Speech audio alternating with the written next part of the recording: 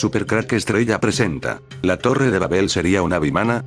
El calendario satánico de la élite Illuminati. Desde Halloween, la Navidad, Semana Santa y muchas otras fechas importantes para la humanidad, tienen presencia dentro del calendario satánico. ¿Te imaginas celebrando y sin darte cuenta el cumpleaños a Lucifer?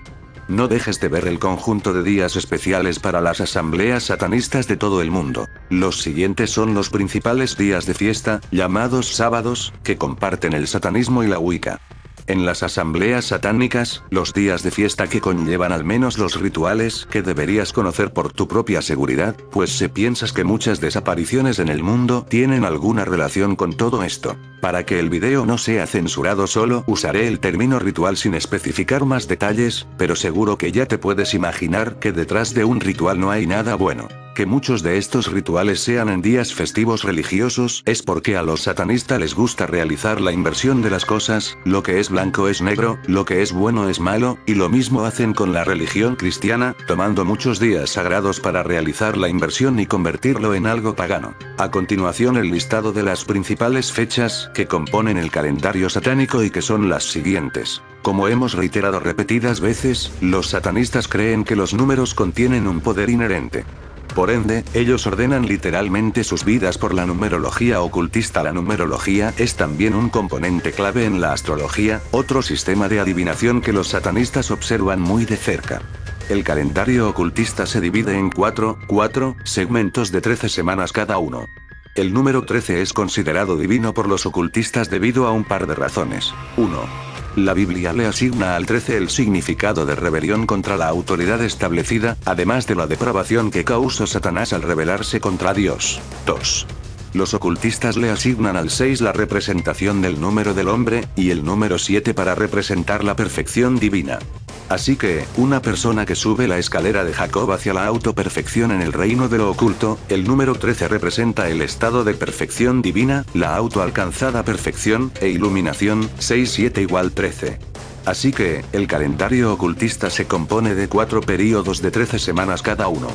A continuación, tenemos una lista de estos períodos para usted. Entonces, después de enumerarlos, volveremos para hablar de cada uno de ellos detalladamente. 1. Solsticio de invierno 13 semanas Abad menor. A 21 diciembre. Navidad. B 21 y 22 diciembre Solsticio de invierno Navidad. Una de las noches de rituales Illuminatis, donde hay una cena, ¿adivinas el menú? Solo decir que los zombies estarían encantados con ese menú. C febrero 1 y 2, las Candelarias e Imbolc también conocido como el Día de la Marmota. Una de las noches de rituales Illuminatis. D 14 de febrero. Día de San Valentín 2. Equinoccio de primavera 13 semanas sábado menor, requiere de ritual Illuminati. A 21 y 22 marzo diosa Ostara nota. La Pascua es el primer domingo después de la primera luna nueva después de Ostara. 21 de marzo es una de las noches de rituales Illuminatis. B primeros de abril día de todos los inocentes, precisamente 13 semanas desde el día de Año Nuevo. C 19 abril primeros mayo sacrificio de sangre a la bestia. Sacrificio de fuego el 19 de abril. D 30 abril primeros mayo festival de Beltane, también llamada Noche de Walpurgis. Este es el día más importante en el calendario brujo druida.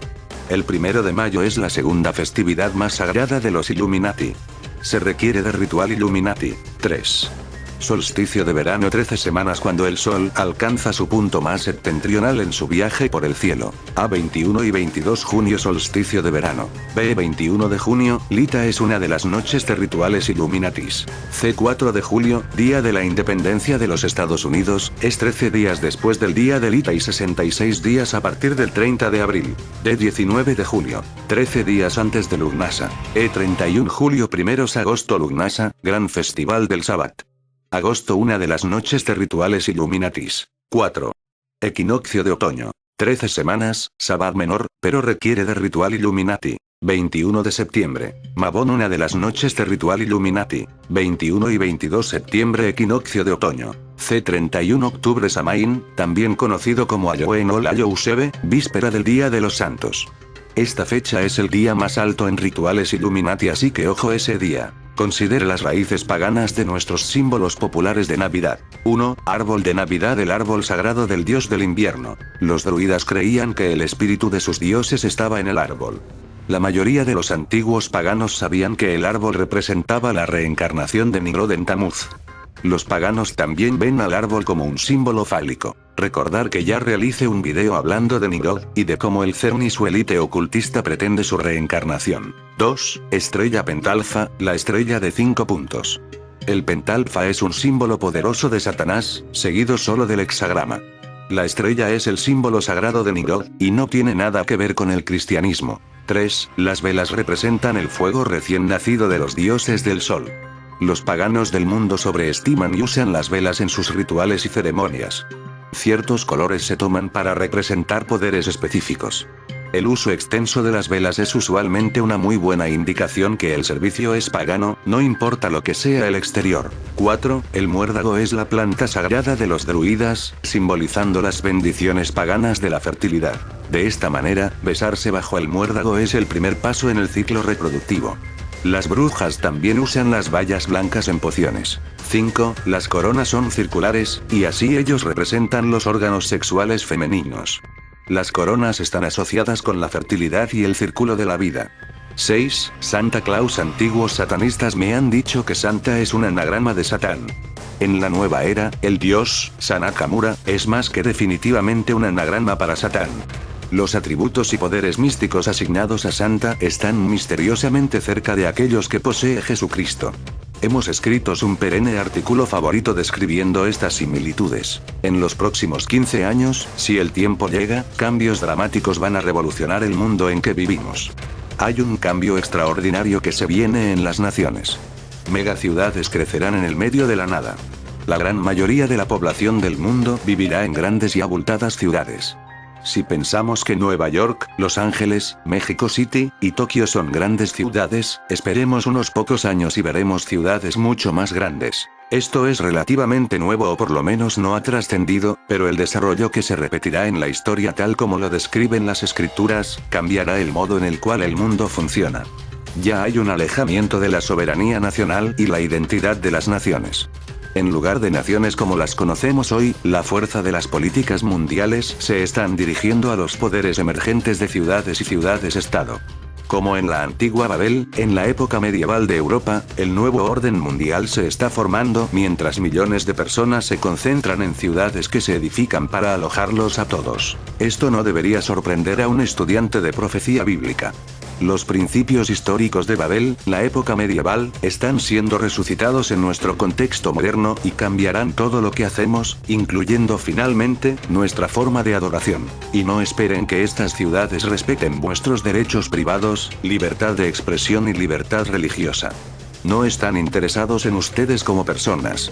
Los líderes mundiales y políticos están interesados en la utilidad de la ciudad como una herramienta política global para alcanzar sus propios objetivos. Una vez más, la Biblia me maravilla a medida que los eventos actuales revelan cuán acertadas son las profecías.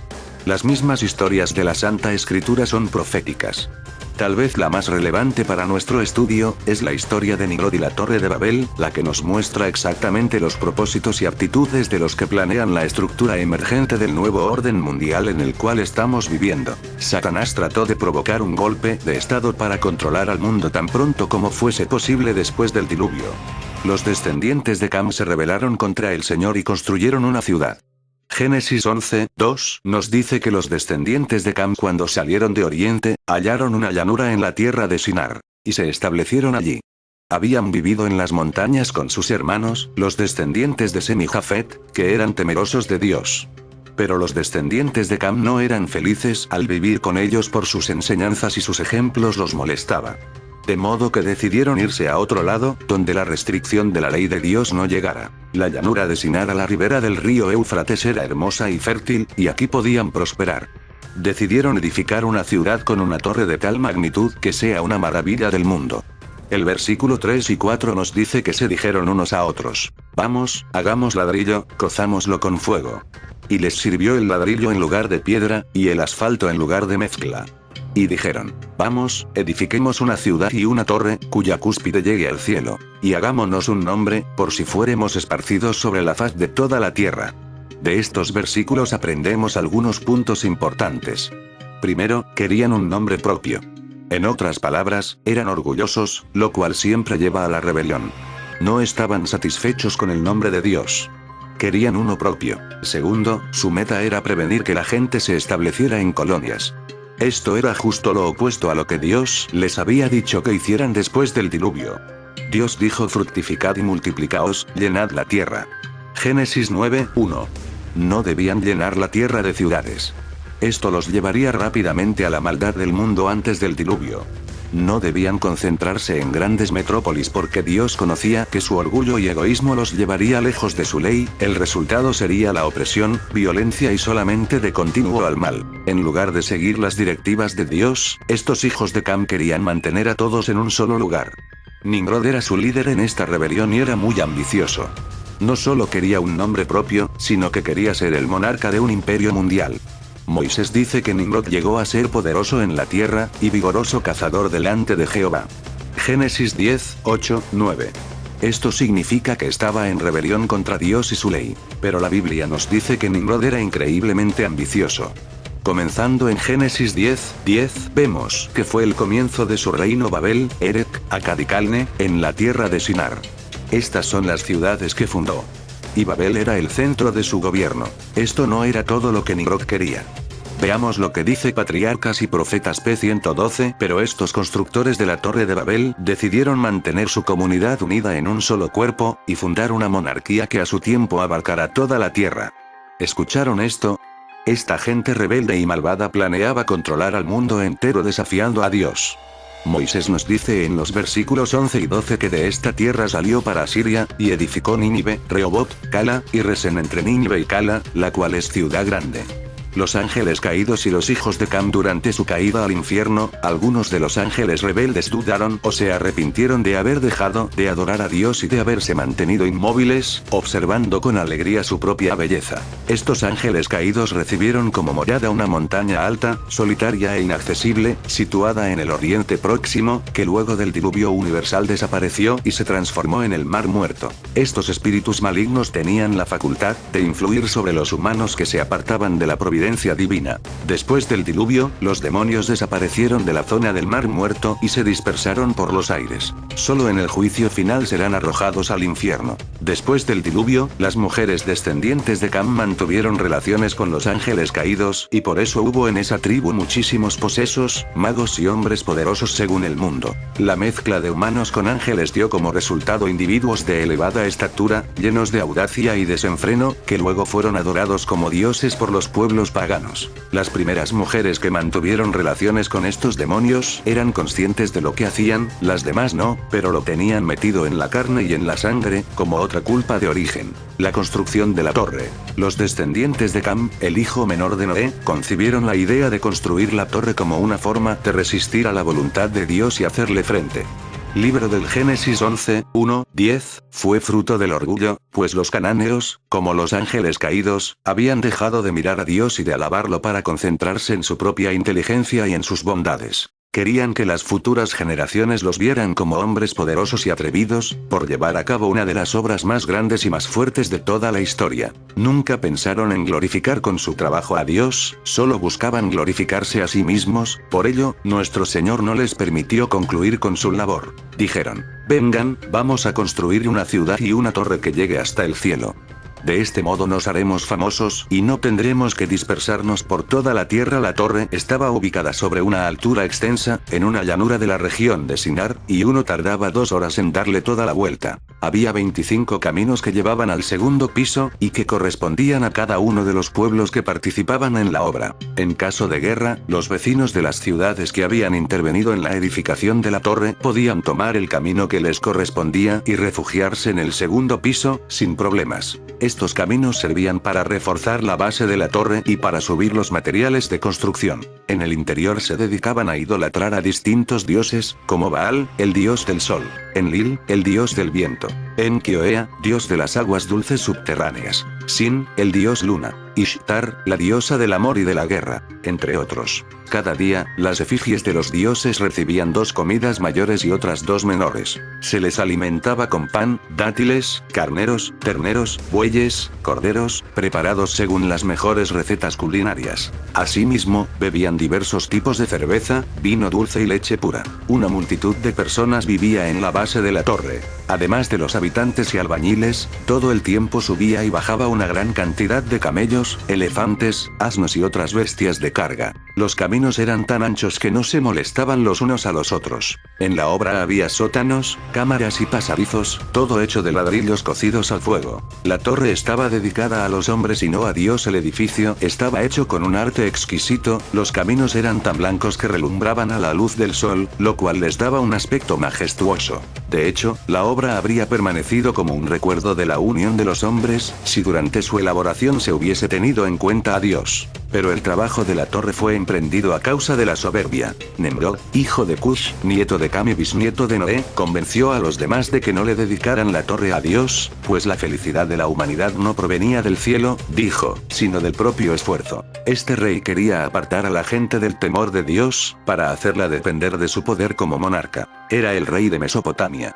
Se dice que adoraba al fuego. Llegó a someter tanto la conciencia de sus súbditos, que estos consideraban una cobardía el hecho de temer la justicia divina. En las bóvedas de Babel estaban escritos los nombres de los constructores con letras enormes hechas de piedras de colores. No eran muy artísticas estas letras de colores, pero había muchísimas inscripciones. También se colocó en diversos nichos las efigies de los creadores, y en las columnas estaban descritos sus hechos y proezas más resaltantes. Mujeres y hombres trabajaban en la torre, las primeras pisaban el barro y hacían la mezcla de brea y asfalto que uniría los ladrillos cocidos.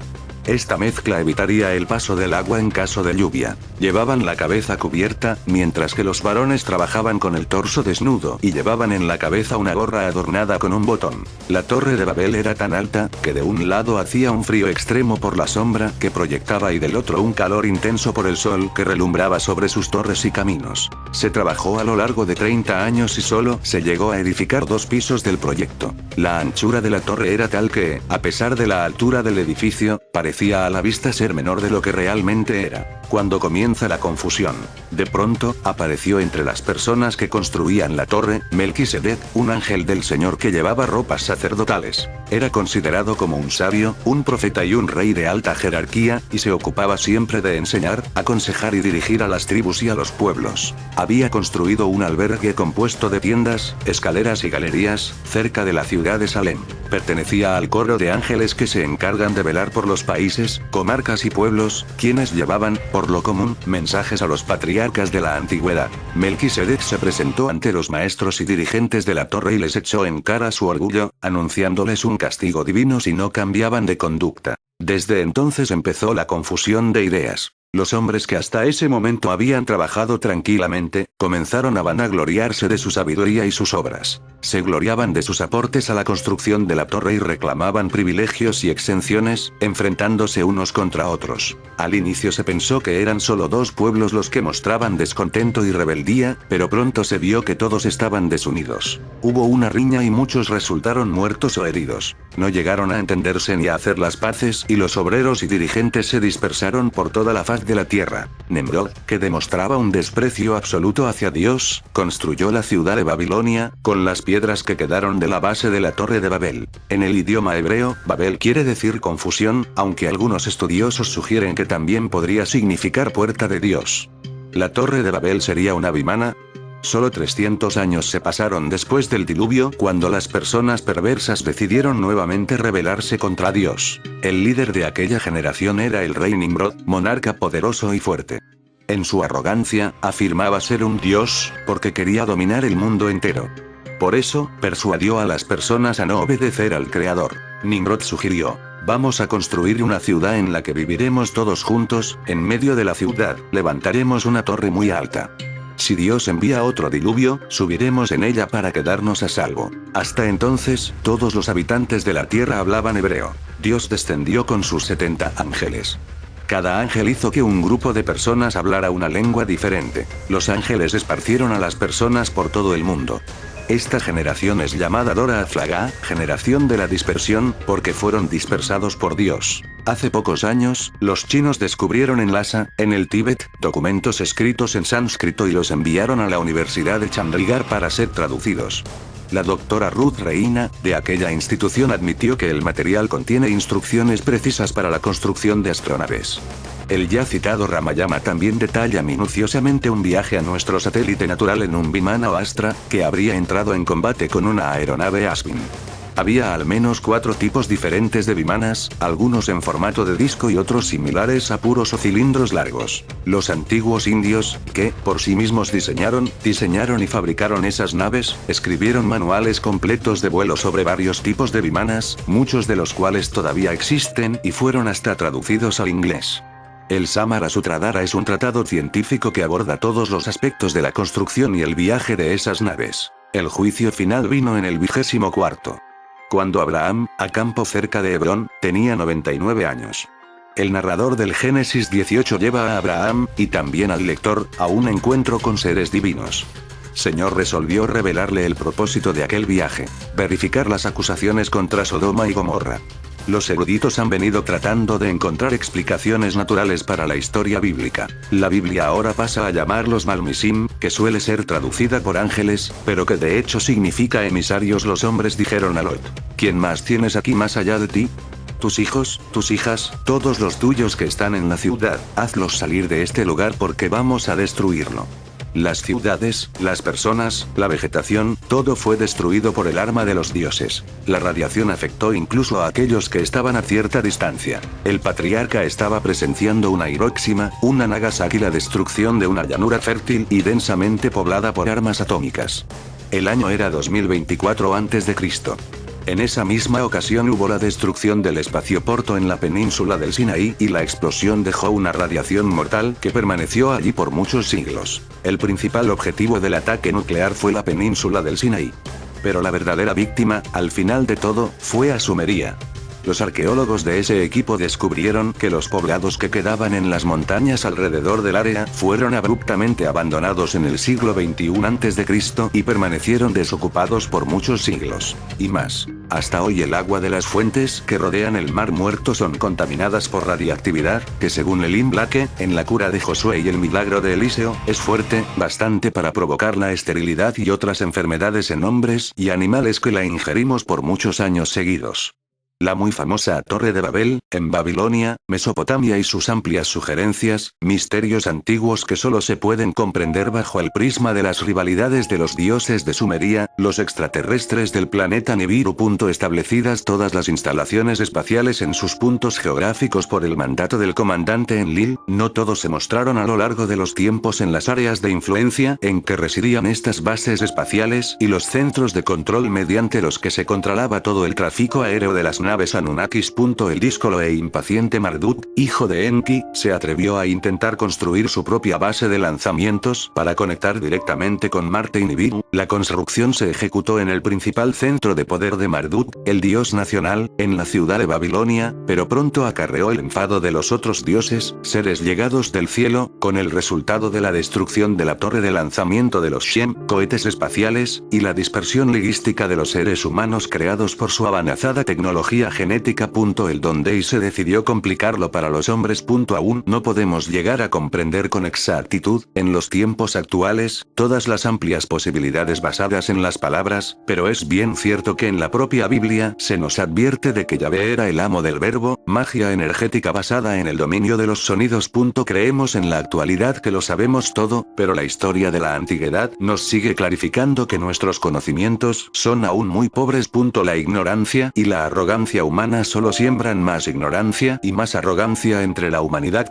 Colección de pinturas del artista pintor Ernest Descalz sobre los extraterrestres de Nibiru, el planeta del cruce que pronto llegará para volver a ejecutar sus poderosos destinos sobre la Tierra y sus desvalidos pero alocados habitantes. Los Anunnaki, Anunnakis, los antiguos dioses, así les gustaba se les considerara, para ejercer el total dominio sobre las tierras, los países, las mujeres y los hombres de los tiempos de origen humano. Obras de arte del creador plástico en cuadros al óleo que rinden que con paciencia, conocimientos de las lenguas muertas, y una mente muy abierta nos pudo contar el principio de los principios de la especie humana en entrelazados vínculos con los llegados del cielo. En fin amigos de Supercrack Estrella, si el video te gustó pulgar arriba.